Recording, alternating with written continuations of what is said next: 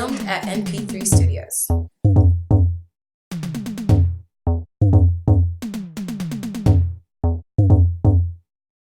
we are talking about explicit subject. I feel like we should kind of let people know this could be triggering to some of the things that we're talking about. This episode.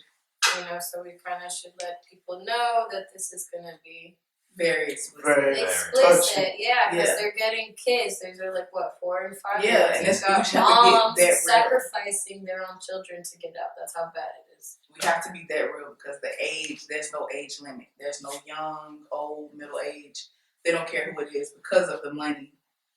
Like you said, it's $150 billion industry. Billions of dollars. Yeah, but it's like, I can understand like McDonald's being something like turning people on because it's cheap, it's easy to access this food. But what turns people on to the fact that like grabbing children? Money I know money, people but do some crazy I'm talking stuff. about the people to buy it, like to give the money. You know what I mean? So it's like, what was it? There was a thing we were talking about earlier where they get there's like a shorter sentence, right, or something like that. Yeah, she was saying like if you notice right now there's a decrease in drug charges and gun charges right now if you do your research because kidnapping is a lesser charge. You get like a year, slap on the wrist, maybe a year, but nothing major. So if you get caught kidnapping compared to those gun charges and drug charges, it's nothing. Yeah, so you want to sell so goods, you want to sell drugs. I made this much money, 9 out of 10. I could probably bail myself out, get back out, and do it again. But isn't that technically like it could be charged on the case of attempted murder because you already know how those kids or those people's lives are going to be like. You know? But can we be all the way through that though? Yeah, and you got to remember our system's pretty. Yeah, the government is pretty involved. In $150 billion. That's a lot of money for human trafficking. So my question with it: how do they? I was reading something because I work in the hotel industry. I was reading something the other day where they were saying that a lot of the trafficking is enabled by some of these hotels and motels, like some of the smaller chains. So they're able to get these rooms and conduct their business through these smaller chains. We live in Jacksonville. You go on Emerson, and growing up, I knew what that motel was for. Yeah. Not to incriminate anything, but that's what growing up I heard and was told. That place was known for a lot of rings, a lot of trafficking, and that's all that one strip of these really strange looking motels, these individual, independent or private businesses. And even on the signs, it's implying like, hey, don't bring your kids here. You know it's about to go down. And it's like, JSO has to be going down there. It's not even down in our city, just in any city. The police know. Yeah. They should know. I'm not trying to get conspiracy up in here, but it's like it's too obvious to know to be turning the blind eye and that much money be coming through. But it causes you to think though, if again it's $150 billion. We're not talking about millions or thousands. So it causes you to think who the authoritative figures that are involved.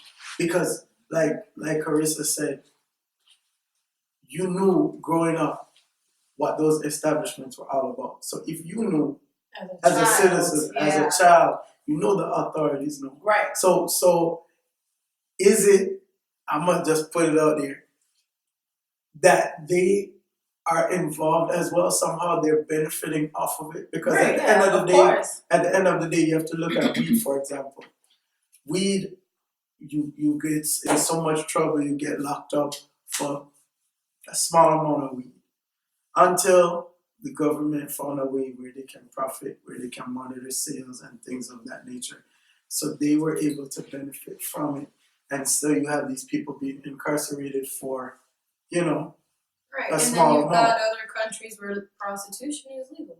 The Netherlands is one of the there is a green light district in that specific place is legally for those purposes. So what's to say that they're not trying to figure out a way now where just based off these numbers, that's ridiculous. I think the best way that we can start preventing it is beginning to talk to our children, and not only our children, but just letting everyone we come encounter with know that this is the real thing versus just talking about it amongst us, but real deal did you know this is real? Yeah. And this is the personal experience I had. I felt like it had to be God because I had put it out there in the atmosphere. And I was telling her, I was like, conspiracy. We keep hearing about it, but why do we never see a victim? Why do we never see anything go on? A week later, I kid you not, I'm getting out of the car, and excuse me if I cry. Someone like didn't know me and my family. My husband got out of the car. He had my kids. I believe that they didn't know that I was in the car because I was on the passenger side. My husband got out. He got the baby out, car seat, groceries in one hand. My son has groceries in his hand, and my daughter, my 8-year-old, she was behind me. I'm on the passenger side. She had groceries in her hand. And how I look at it from the driver's perspective, who had this van, it didn't look like a raggedy van, but I think that what they thought was my daughter was there by herself. And my husband had just turned his back on her while he's going to the house. And literally, I seen the van slowing down. Like I'm always, when I know my child is left by herself, even if we're together as a family, my eyes are on all of them. And I seen the van slowing down on my periphery and then coming, but not, I look over my shoulder and I see my daughter like through the back window. She's just froze, but I could tell she's looking at someone, like someone's looking at her. And it was a guy in the van. I couldn't believe it. Like I'm like, this. And like my mother, blood is boiling right now. It couldn't be me. No, this is real. But I think that I talk to my daughter about it all the time, and I literally, it was a company van. It was a clean van. It wasn't what people think. And he was leaning out the window, and I just remember jumping. I'm like, "What the hell?" That's why I said like with rage. Right. And literally, it took off. The apartments I stay in have speed bumps. You can't get away fast from where I stay at, and everything has to get around. It was happening so fast, and something told me like maybe I'm tripping. And I asked him, I said, "Did he say something to you?" She was like, he had like a grin on his face, like a smirk on his face. How she was trying to describe it was something like a disgusting. How a pervert would look at you. How she was trying to describe it to me.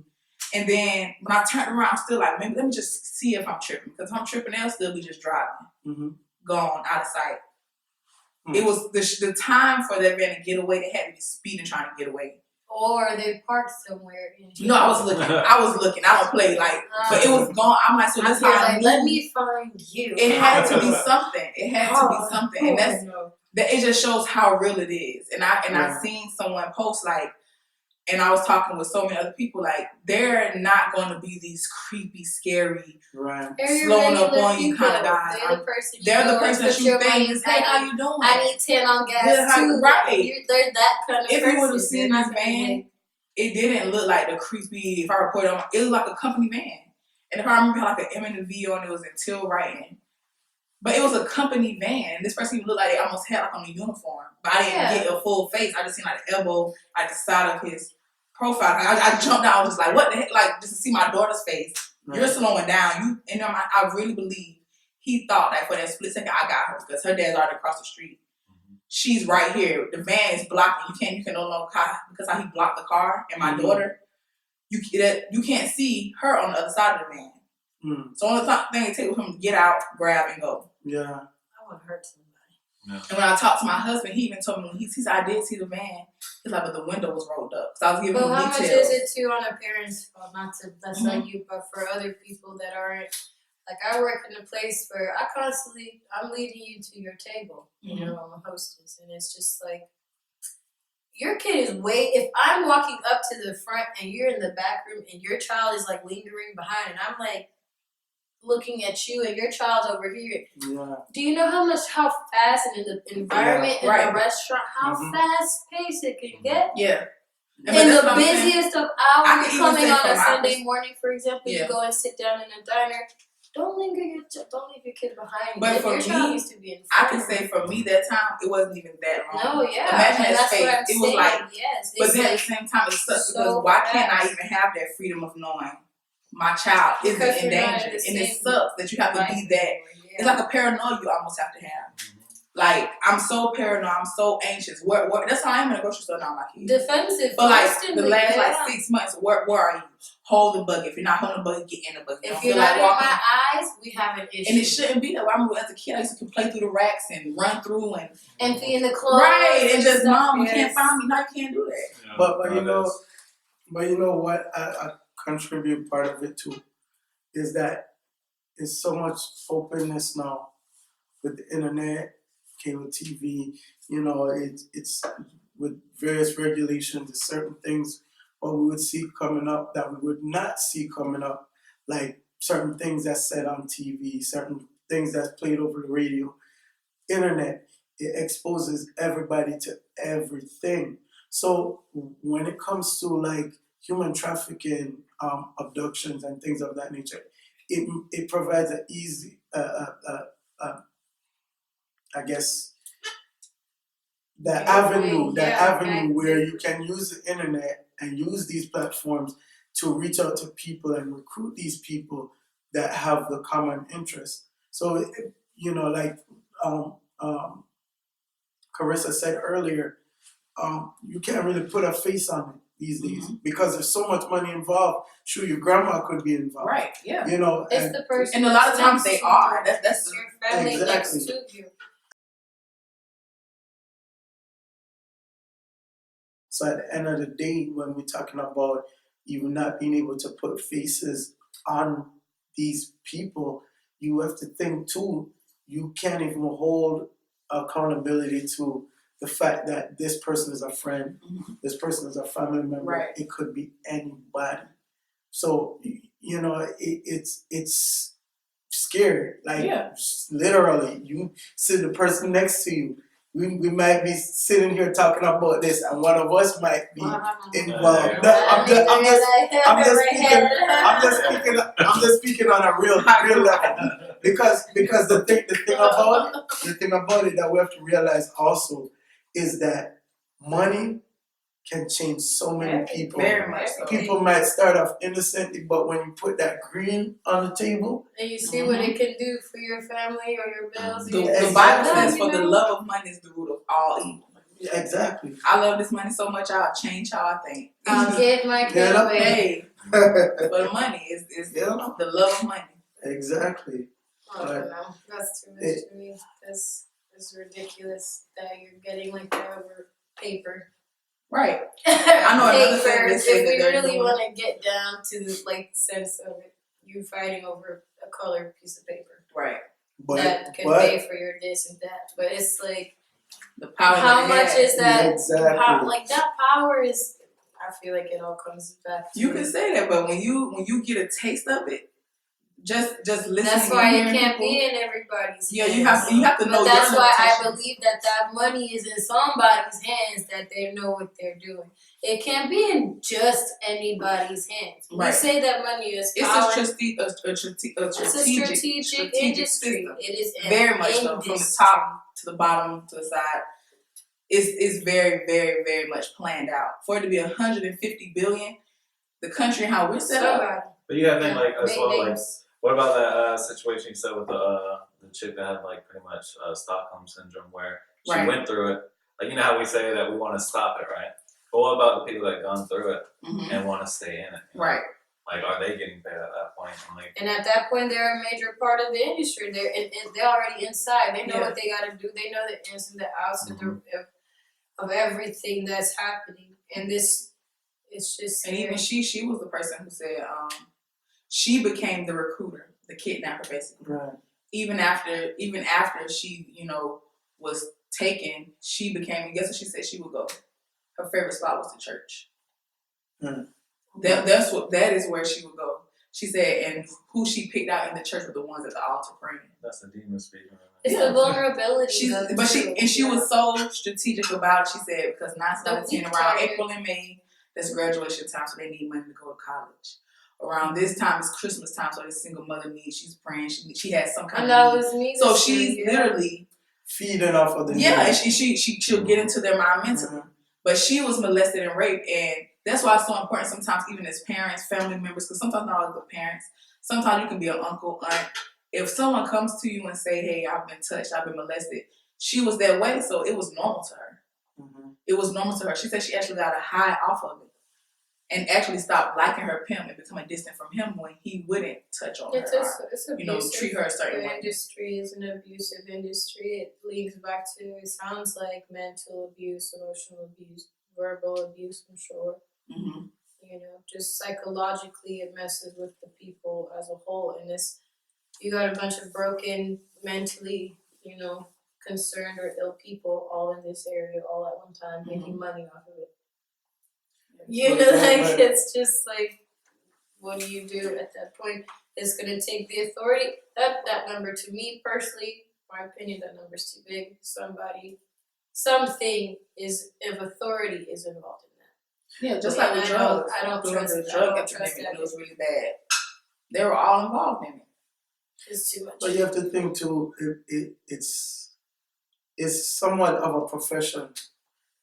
Example, prostitution. You wonder, okay, people, these young girls, beautiful girls that's out there all hours of the day and all hours of the night, putting their lives in danger to, you know, make a That few links to the dollars. social media. Mhm. And we like link that to the subject because you've got these wonderful models, these women that they're following, and they're putting everywhere they are, every location they eat, Mhm. every car that they drive, everything where they get, where their clothes and where they're wearing. You are literally publicizing to the world where you are all the time. You are an easy target. What do we say to that in social media and how that plays a part in this human trafficking industry? When do we say stop? Where's the stop sign? Like, is there no boundary to this? But you have to look at the mental aspect of it as well. It's the capacity for somebody to control your mind, get into your head. They know they can't just approach and say, "Hey, come on into this, into this human trafficking scheme."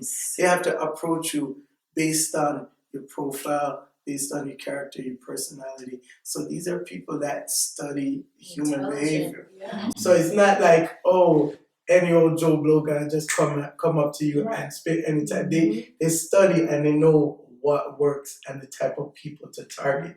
So you think, okay, why would somebody that has been a victim of this and they know all the dangers and all the effects of it, how then would they become a part of the organization to become a recruiter? It's simple. The mental. Once I have your mind, I have everything else. So once they can get into it and say, hey, I know the world has a negative perspective of this thing. Right. But look at the good that comes out of it. That's just like a pimp would say to you, hey, when I picked you up off the street, you had nothing. You had no money, you had no clothes, you had nothing. And now I took you up and I made you this person that you can be somebody, you can be proud of yourself. You can go to the mall, buy stuff that you like before, you look in the mirror and you're feeling good about yourself. Hey, I look good.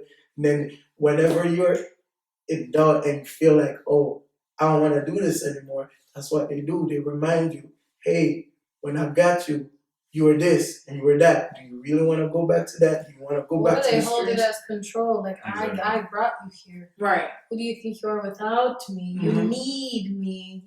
This manipulation is like, Right. So that's the tool that they use and they reel you back in. And once they can get you to become a part of the organization to actually start recruiting, it's a strengthened industry. It's like an army. And this is what believe it or not, this is what we are up against. This is what we're fighting against. That you don't know who the enemy is. Right. We look around, everybody is suspect. Excuse me. Everybody's That goes back to suspect. what you said, where you're constantly in defense. Everyone's on defense mode. We don't know who is who and what is what.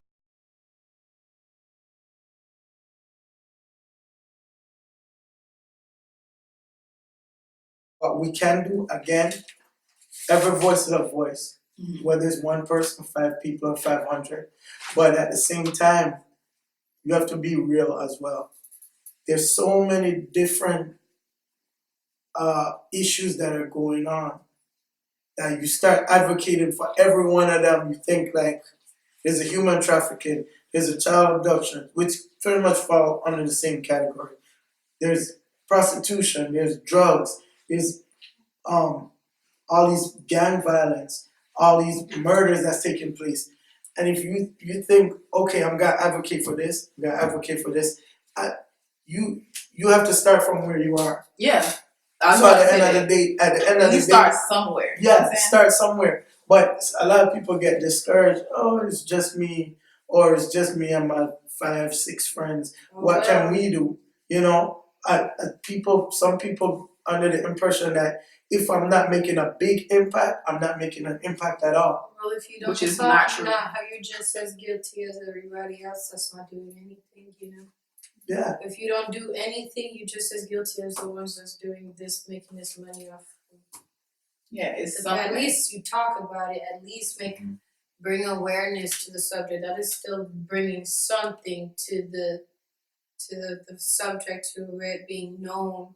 You know, Right. if we can't like voluntarily do something physically, make the subject, talk about it till that's all we talk about. Yeah. Because eventually it's gonna get to somebody's mouth and ears that do have the authority. And this is something else I also wanted to bring up, just on trafficking, just the different things that we should look out for, everyone should look out for.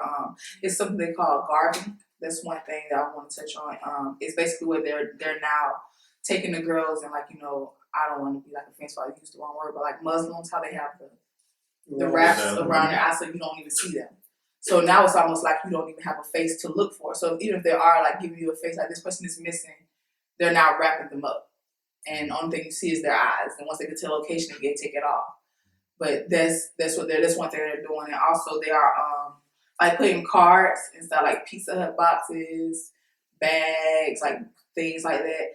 And when you call a number, they have the numbers on them. When you call it, it automatically put like a tracker on your phone. Right.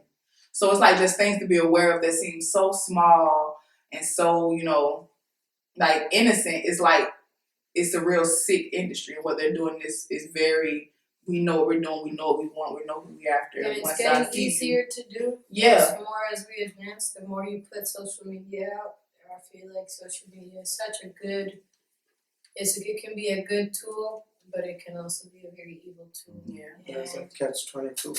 Yeah. Also there's something- always something with that. that happened with my children. My husband had a phone and he gave the phone to my children, like, you know, you use our Wi-Fi for them, like, to have like a call number, you know, they'll download games. We still don't know what game they downloaded that caused it to happen.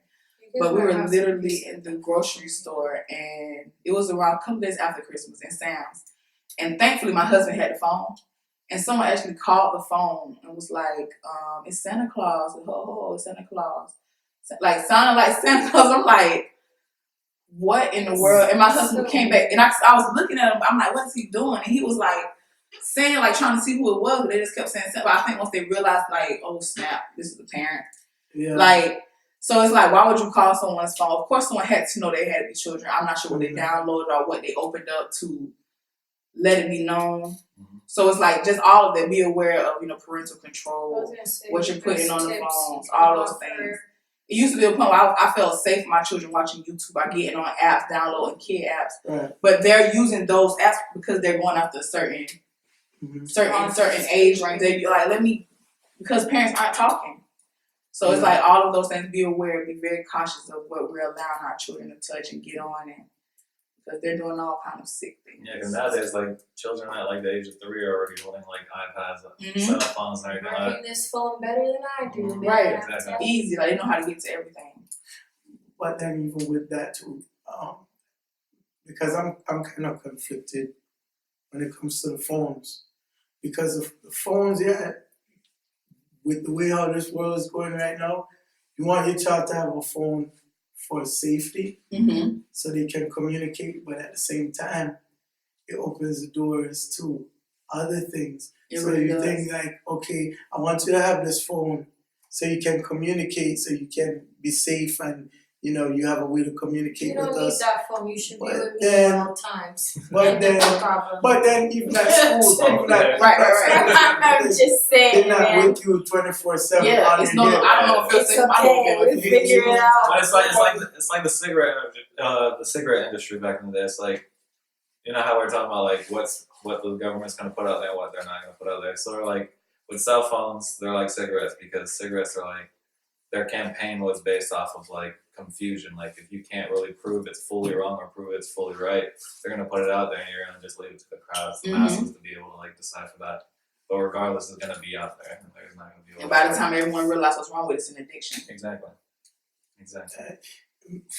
So Anything can be an I- addiction I- nowadays. while you mentioned about the cigarettes, I'm just gonna tell you my take on the whole cigarette situation. If y'all remember, you used to see a lot of commercials for cigarettes, nicotine, all this different stuff. You used to see the cameras, you used to see the Marlboro man on the horse and it make you feel cool. And then eventually they stopped it because they said, you know what, this is very dangerous. They started putting Right. the tobacco It says- orange commercials. So think about it like this. They didn't stop they stopped that, but they didn't stop like alcohol commercials. I'm gonna tell you why. Nicotine, tobacco is so addictive that they don't even need commercials. Right. But that's what If, you're saying. if So, you yeah. think about it like it's a billions of dollar industry. So commercials is just a small bit. People that smoke, they don't need a commercial to tell them to go smoke. Right. You look up, I was having a conversation, we have this conversation all the time at work, that non-smokers at a job need to get more benefits because you have people that every 10 minutes, every 15 minutes, you see them go outside for a smoke break. Yeah. Like, if you add all that up, man, That's money, man. I'm working for you. two, Yeah. 3 hours out of the day, you only really working like 5 hours, them on the smoke breaks. So, I know it's off topic, but since you did Nice. mention about that, No, I of threw course, that of in course. there. Well, it's sort of like I know this could be a whole other segment in itself. Is like the cocaine industry or the crack rock, because like it was thrown in there and like into the ghettos and whatnot. People got addicted. They had commercials just like Dave Chappelle was saying, like just say no to drugs. Like it's like it's easy, Yeah. but it's like super addictive. They don't even have those commercials anymore. They show Right. like all the bad stuff, but guess what? It's still in the streets. People are still addicted. And people Because still get money. once it's there, once you're addicted, well, we already found how okay, phones aren't good, but that everyone goes wants one to- now. back to how it was planted, right? You said Exactly. it was like It's planted. purposely thrown. It was like the salt bag. He just we're just gonna sprinkle this in this neighborhood. Like that's what happens, and it gets so out of control at that point. The government sets it up. We put you in here. What are we gonna pull you out for? We don't have to pull you out. We wanted you in here in the first place. We're making money off of your sickness. No, It's all kinds of. It's just sad. People So are do you sad. guys see this human trafficking thing? To me, right now, it surpassed even the drug dealing. You know, it is so much because I think there's a greater risk of being a drug dealer than being a trafficker. I feel like that because of the fact of how the authorities approach it. You know, you have so many people that's locked up on a daily basis for drugs and infiltrating these communities for drugs, rightfully so. You know, they're incarcerated and, you know, they crack down, but every now and again you'll see them post like, oh yeah, these 10 people were involved in. So I feel like it's easier, it's so much more money in it that a person would even think, oh, selling drugs is a waste of my time. I'm gonna just skip that and get on over to the real money. Because you have to think now, your grandma and grandpa not gonna really go out there and risk selling drugs. Right. But look at all these people all these old folks that's involved in the human trafficking. You see every day, oh yeah, this prominent business owner is involved in trafficking and they're using their businesses. Like most recently I saw a daycare owner that was facilitated through the daycare. Wow. And that's kind of like what they consider washing. Like, it looks legit because you have a business. And that's what they use a lot of times, because if you have a business, everything I'm doing dirty, I can just send it through your business and it looks clean. Because it has a governmental stamp on it. So right now what I'm doing is so filthy, let me just send it through you and then you wash that And you up would and it never looks good. think, and that those numbers add up and make sense. That's how you get to the Daycare, millions. ooh, you make some money. Yeah. And like you said with a grandfather, or not grandfather, but like grandparents, you don't know who's in the industry. It's like just the other, like it was last year, that like one of my friends from like the neighborhood when I was growing up, like since a little kid, she added me on Facebook, and literally like weeks later they said on Jackson News, you see her saying like human trafficking, and it shows. And she like I had the picture on my phone. Like she's like in one of the like brackets. I couldn't tell if she was actually the victim or she was like trying to add me to recruitment. If I they can't had remember. I mean, that, like, if they had it's her crazy. name on the list, she was probably No, caught. it was her face. It was her face. I Yeah. have the picture. I know it. She was Like, probably caught for recruiting. yeah. Well, If let's she's leave. sending you a Facebook request, it ain't because she a victim of human trafficking. Well, we're going to leave everything else open to the Right. people who would love to hear from you. Email candidlyspeakingpodcast@gmail.com with your question, comments, and even topics that you would like to hear for us to discuss. We would love to hear from you. And last note for me is that the moral of the story is hide your kids, hide your wife, hide your husband. Thanks again for tuning in to Candidly Speaking. See you next time, guys.